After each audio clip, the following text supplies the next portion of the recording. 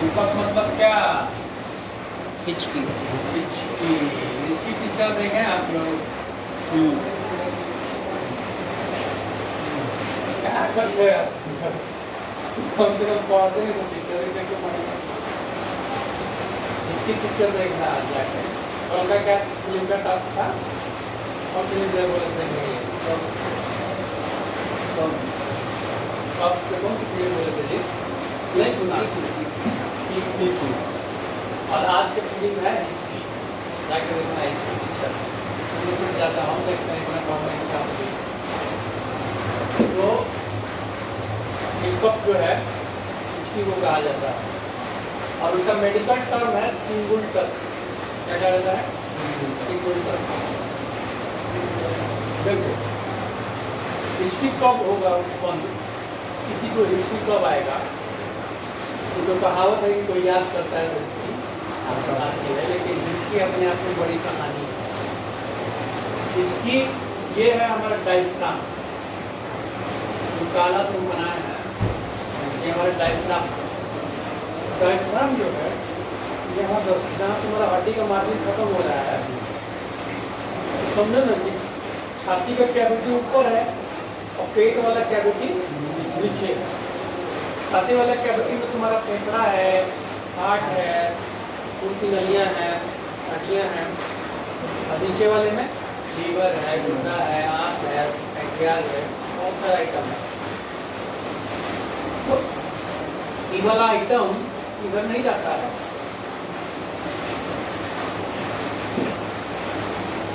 अच्छा ले आई बने बचवा खाली करेंगे। ये जो डायफ्राम है ना, ये क्या करके रखता है? फेफड़ा और हार्ट को ऊपर और आंत और बाकी कंटेंट को नीचे। ये एक तरीके का झिल्ली होता है, क्योंकि दोनों कंपार्टमेंट को अलग अलग करके यानी जो पता चला कि कितना पता बस वहाँ से जो प्रिंट लगी प्रिंट ये मुझे नहीं जाता और दे दे यार लगवा रही तो जो डायफ्राम है झिल्ली की तरह वर्क करता है कि जो कंटेंट इधर का ऊपर रखेगा, नीचे वाला कंटेंट नीचे रखेगा। तो डायफ्राम को सप्लाई करती है हमारी फ्रेमिंग। देखो ये जो ब्लैक कलर से हम रिमूव किए हैं, ये फ्रेनिक नर्व और यही डायफ्राम को सप्लाई करता है। वेगस नर्व जो ग्रीन वाला देख रहे हो ना, ये वेगस नर्व, ये भी इसका भी कुछ हिस्सा डायफ्राम और रखने वाले हिस्से को सप्लाई करता है। और ये दोनों का जो स्विच बोर्ड है ब्रेन स्टेम में, हमारे ब्रेन के पिछले हिस्से में ये इसका स्विच बोर्ड है ब्रेन स्टेम। तो इसी कारण से डायफ्राम में कोई उत्तेजना हो या कुछ इरिटेट करे डायफ्राम को, फ्रेनिक नर्व को या हिकअप सेंटर या वेगस नर्व, कोई भी ऐसा कारण जिससे हमारा डायफ्राम, हमारा फ्रेनिक नर्व और वेगस नर्व या जो सेंटर है हिकअप सेंटर, वो अगर उत्तेजित होगा तो हमको हिचकियाँ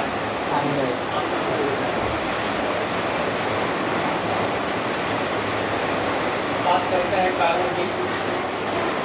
देखो गैस्ट्रोइंटेस्टाइनल क्लॉज में अगर बात किया जाए, पेट से संबंधित क्या क्या ऐसा चीज हो सकता है जो इसमें डिस्टर्बेंस क्रिएट करेगा और इसको पैदा करेगा। तो मान लीजिए सबसे कॉमन चीज़ है कि आप कुछ बहुत पेट खाना खाएं, लेकिन आपका अवकाश भी उससे बढ़ा के खाना। अगर ऐसा होता है कि जब हम लोग ज़्यादा खाते हैं तो खाने या किसी भी कारण से पेट अगर खुला हुआ, गैस बन जाए, पेट फूल जाए हमारा, तो पेट जब खुलेगा तो डायफ्रेगमेटिक मसल को क्या करेगा? इरिटेट करेगा, प्रेशर क्रिएट करेगा। अगर पूजा होगा कि हमको हिचकी, इसका प्रेशर आएगा तो हिकअप सेंटर क्या होगा? स्टिमुलेट हो जाएगा और हमको हिचकी आना चालू हो जाएगा। ऐसे GER है, गैस्ट्रोएसोफेजियल रिफ्लक्स, मतलब बच्चा है दूध लेग रहा है, या सियाना आदमी है जो खाया है उसके कॉन्टेंट उसके खाने की नली में चढ़ रहा है, उसको कहा जाता है गैस्ट्रोएसोफेजियल रिफ्लक्स। तो खाने की नली में यहाँ से पेट का कॉन्टेंट यहाँ चढ़ेगा ना, तो फ्रेनिक नर्व को क्या करेगा, उत्तेजित करेगा। फ्रेनिक नर्व स्टिमुलेट होगा तो हिपक सेंटर उत्तेजित होगा और नतीजा क्या होगा, हिचकी आने लगेगा।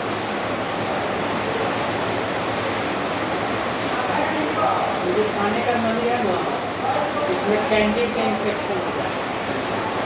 कैंडिड ओरल कैंडिडियासिस होता है, जो मुंह में दही जैसा जम जाता है बच्चों का, वो पकता है कैंडिड माउथ के होने की। तो बहुत संभावना है कि वो बच्चे के जिसको ओरल कैंडिडियासिस हुआ है, तो उसका फंगस उसको खाने की नली तक नीचे भी जा सकता है, आ सकता है। तो उस स्थिति में अगर एसोफेगाइटिस हो गया, खाने की नली में सूजन हो गया कैंडिड की वजह से, तो फ्रेनिक नर्व उत्तेजित होगा और हिपक सेंटर उत्तेजित होगा,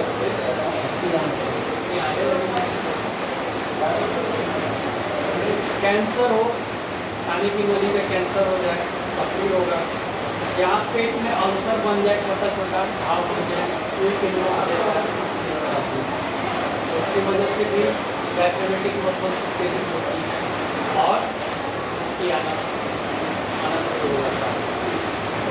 इसके अलावा पेट में अपन को लगता है जितना अंग है, लीवर में सूजन हो जाए, अपेंडिक्स में सूजन हो जाए, पैंक्रियाज में सूजन हो जाए, तो क्या होगा, किसी भी चीज़ में सूजन होगा, तुम्हारा पूरा पेट जो है ना पेरिटोनियम से ढका होता है, एक झिल्ली से ढका होता है और वो झिल्ली कनेक्टेड रहता है डायफ्राम के साथ। तो कहीं सूजन होगा तो पेरिटोनियम में भी सूजन जाएगा, पेरिटोनियम में सूजन जाएगा तो वो ट्रांसफर होगा डायफ्राम के प्रेशर पे और फ्रेनिक नर्व उत्तेजित होगा, हिपक सेंटर उत्तेजित होगा और आने लगेगा। किसी का ऑपरेशन हो जाए पेट के, वो आम तो पेरिटोनियम को फाड़ा गया ना, और जब उठेगा घाव सूखने की प्रक्रिया में पेरिटोनियम से पहले सूजन होगा ना, इन्फ्लेमेशन वही प्रक्रिया में उठेगा। सर्जरी वाला पेशेंट को भी क्या हो सकता है, कहने का मतलब ये है लीवर बढ़ जाए, किडनी बढ़ जाए। इस बॉक्स में एब्डोमिनल कैविटी में किसी तरीके का सूजन, किसी तरीके का इन्फेक्शन, किसी तरीके का तनाव, फूलना, ये अगर होगा, डायफ्रामेटिक मसल उत्तेजित होगी, फ्रेनिक नर्व उत्तेजित होगा, हिपक सेंटर उत्तेजित होगा और ऐसे ही अगर सेंट्रल नर्वस सिस्टम ब्रेन में मान लो कि सीबीएस सेरेब्रोवास्कुलर एक्सीडेंट हो गया, अभी बताए थे ना, या तो ब्रेन हेमरेज हो जाए या खून की नली ब्लॉक हो जाए, सप्लाई ना हो, इंफेक्शन हो जाए, तो दोनों ही स्थितियों में मान लो ब्रेन स्टेम वाले एरिया में पेशेंट को हेमरेज हो गया या इंफेक्शन हो गया, तो ऐसे पेशेंट में हिपक चोट लगा और चोट का असर ब्रेन स्टेम पे आ रहा है, मेनिंजाइटिस हो जाए, इंसेफ्लाइटिस हो जाए, उसमें घाव बन जाए, कैंसर हो जाए, पानी भर जाए, कुछ कारण दिमाग में होगा, अगर तुम्हारा हिपक सेंटर ब्रेन स्टेम अगर दब रहा है तो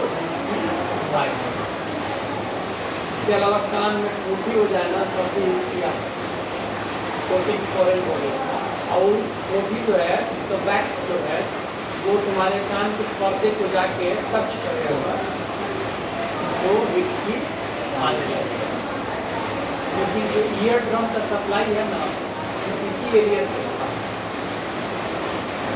और जो आर्टरी नर्व है उसका सप्लाई इसी एरिया से, तो अगर टिम्पैनिक मेम्ब्रेन उत्तेजित होगा तो कहीं ना कहीं हिपक सेंटर उत्तेजित होगा और हिचकी आ जाएगा।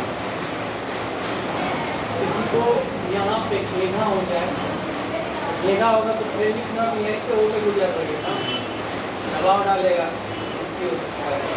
लैरिंक्स में जो तुम्हारा बोलने वाला सांस का नली का अगला हिस्सा है ढक्कन, उसमें सूजन हो जाए, या गले के पिछले हिस्से में पिछले दीवार लाल हो जाए, सूजन हो जाए, टॉन्सिल बढ़ जाए, घाव हो जाए, तो किसी भी तरीके की किसी भी स्थिति में ट्रेनिंग का क्या होगा, प्रेरित होगा और इसकी ऐसे ही इस कैविटी में मान लो निमोनिया हो जाए, टीबी हो जाए, कोई गांठ हो या हार्ट अटैक पड़ जाए, तो भी क्या होगा, कहीं ना कहीं हमारा डायफ्राम उत्तेजित होगा और इसकी इसके अलावा ब्लड में मान लो यूरिया का लेवल बढ़ जाए, गुर्दा फिल कर जाए, यूरिया शरीर से बाहर ना निकले, यूरिया का लेवल बढ़ने लगे, तो भी पेशेंट को गुर्दा फेलियर वाला पेशेंट को भी हिस्ट्री आता है। सोडियम का लेवल कम हो जाए या कैल्शियम का लेवल कम हो जाए, तो फिर यूरिक एसिड बढ़ जाए ब्लड में, तो डाउट वाली कंडीशन होती है, इस कंडीशन में भी हमारा दिक्कत आएगा। और शुगर अनकंट्रोल हो, ब्लड शुगर का लेवल बढ़ जाए, तब भी हिस्ट्री आएगा। इसके अलावा कुछ दवाइयाँ हैं, अल्कोहल, तम्बाकू, अल्फा मेथाइल धूम्रपान, हमारा बेंजोडाइजेपिन में डायजिपाम वगैरह, लोराजिपाम वगैरह आता है, स्टेरॉइड में तुम्हारा ओनाकॉर्टिल, डेक्सामेथासोन, प्लाजाकोल, सब भी स्टेरॉइड की वजह से। बार्बिट्यूरेट में तुम्हारा फिनोबार्बिटॉल है, कार्डिनल सिरप या इंजेक्शन हम लोग हिस्ट्री आ सकता है। जनरल एनेस्थीसिया में हिस्ट्री आता है, नार्कोटिक दवाइयों में हिस्ट्री, स्मैक, कोरिया जो सुनता है उससे भी हिस्ट्री आती है।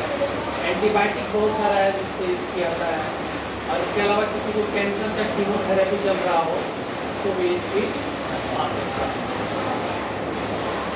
ये सब तो कारण होगा। बहुत बार ना पेशेंट केवल तनाव में, एंजाइटी में है या डिप्रेशन में है, तो उसकी वजह से भी उसको हिस्ट्री आ सकता है।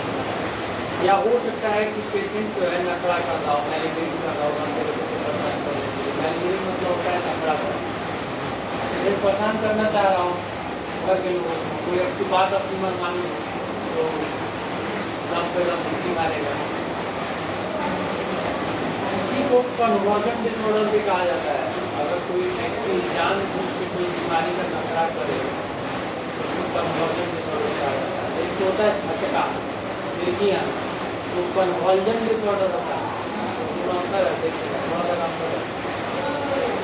कन्वर्जन का स्पेलिंग झटका वाला जो कन्वर्जन है, CONVULSION, इसका मतलब हुआ झटका, इसका मतलब हुआ नखड़ा। FND भी कहा जाता है मैलिग्रेन को, FN फंक्शनल न्यूरोसिस डिसऑर्डर। जितना बीमारी पढ़ोगे तब ठीक है, एक डिफरेंशियल एफेक्टिव होगा हमेशा, मतलब धरती पे जितना बीमारी है उसका एक वो कारण एपेंडिजी मान के चलना अपनी बीमारी में हो। तो कोई कारण ना मिले समझ लेना कि पेशेंट एपेंडी है, फंक्शनल न्यूरोसिस डिसऑर्डर में है, मैलिग्रेन कर रहा है, नखरा कर रहा है। हम लोग उसको याद करने के लिए बोलते हैं फीमेल नखरा disorder, FND functional neurosis disorder. और याद रखने के लिए फीमेल्स में ज़्यादा होता है फीमेल नखरा डिसऑर्डर। इसी को गांव देहात में हिस्टीरिया भी कहा जाता है कि अगर कोई लड़की या औरत सेक्सुअल एज ग्रुप में है और उसको बहुत ज़्यादा अवसाद या चिंता रहती है, तो वो बार बार ऐसी बीमारी हो जाएगी तो नखरा वाला बीमारी है। गाँव के लोग कहते हैं कि हिस्टीरिया हो गया है। हिस्टीरिया और कुछ भी नहीं है, यही एपेंडी है। अब एपेंडी वाला पेशेंट अलग अलग तरीके से प्रेजेंट कर सकता है। कभी पता चला दांत लग गया, दांत लगना कौन सी है भाई?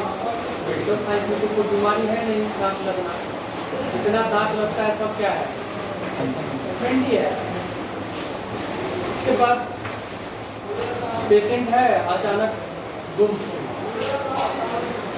बहुत आता है ऐसे एकदम चुप, क्या है? एपेंडी है। बहुत सारे पेशेंट आएगा ना तो कहेगा कि मतलब झटका जैसा आएगा, लेकिन जब उसको देखोगे ध्यान से तो उसका झटका सिर्फ तभी आएगा जब उसको कुछ देख रहा हो। जब उसको कोई नहीं देखेगा तो उसका झटका रुक जाएगा। जो थोड़ा सा अनुभवी आदमी वो तुरंत पकड़ लेगा कि नखड़ा कर रहा है।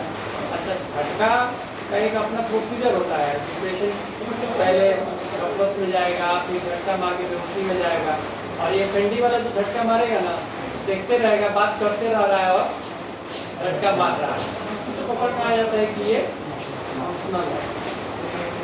ऐसे बहुत सारा पेशेंट आएगा, उसका तुम टेस्ट देखेगा एकदम नॉर्मल है, और वो एकदम फूला था, जब बोलेगा लेकिन डॉक्टर एकदम फूला तो सांस नॉर्मल हो जाएगा। कोई नहीं देखेगा तो उसका सांस नॉर्मल, आपको देख लिया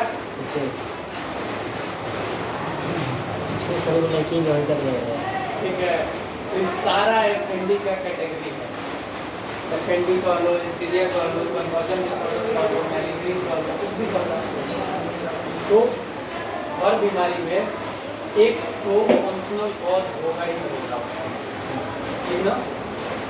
अब अगर हम लोग इलाज का बात किया जाए तो देखो कुछ तो रेमेडी हम लोग देते हैं कि भैया ठंडा पानी पी लो, आइसक्रीम खा लो, या सुक्राल का सिरप पी लो, लेकिन ये सब एक रटाया रेमेडी है।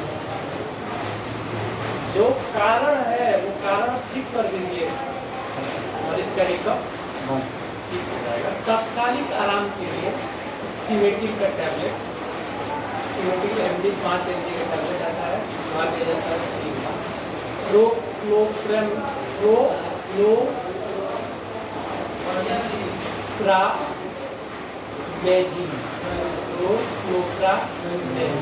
क्या है?